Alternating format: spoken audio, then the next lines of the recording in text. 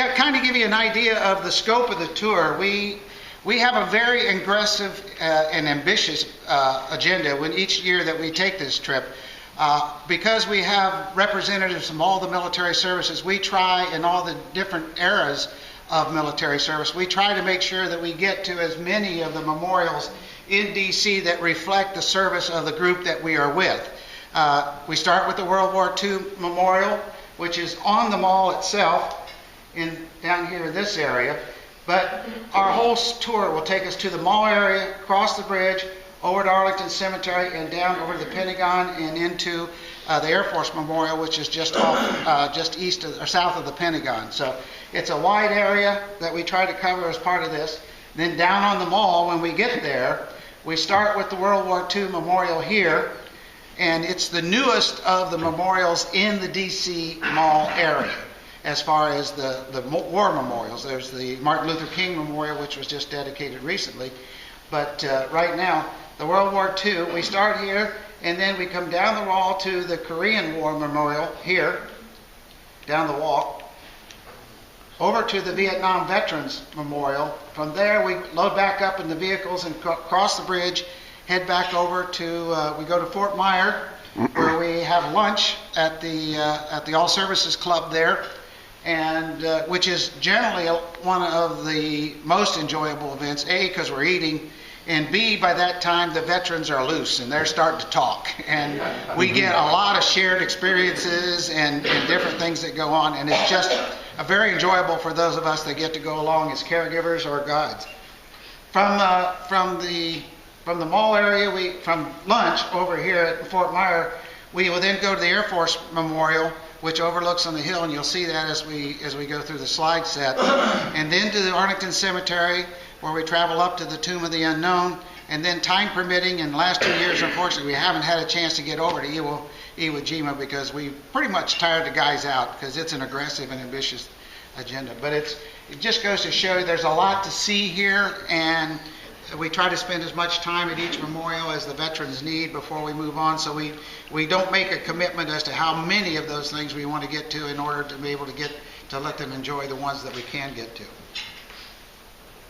The first memorial that we visited was the World War II Memorial, and if you haven't had a chance to be there, the memorial itself is a large expanse, kind of a half moon type thing. On the right is the Atlantic Theater of Operations, where all of the different battles and things in Europe were fought. On the left is the Pacific Theater of Operations, where most of those activities are listed. And then there's you'll see in the picture a remembrance section and so forth. But a lot of interesting things. This was our arrival with our veterans at the World War II Memorial. Can you see from over here okay? Am I in your way? Hopefully not. Okay. So we got started at the World War II. On the eastern front, on the D-Day, there's the inscriptions all along there, along with all of the various battles, the key battles throughout that.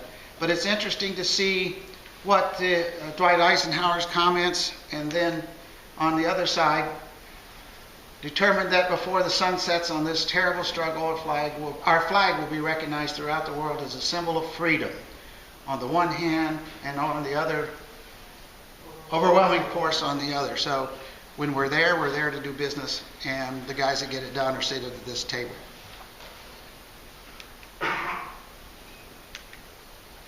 course, we had to have our obligatory shot where the veterans helped out in showing that each state has a column in the World War II Memorial.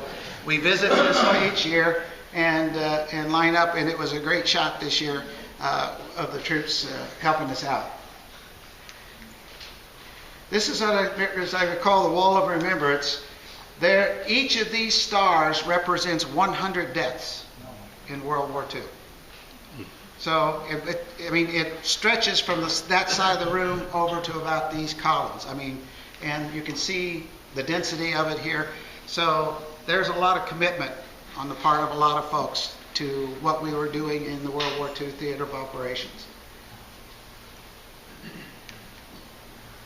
One of the things that I didn't know until this year, many of you have heard this phrase, and the Kilroy was here.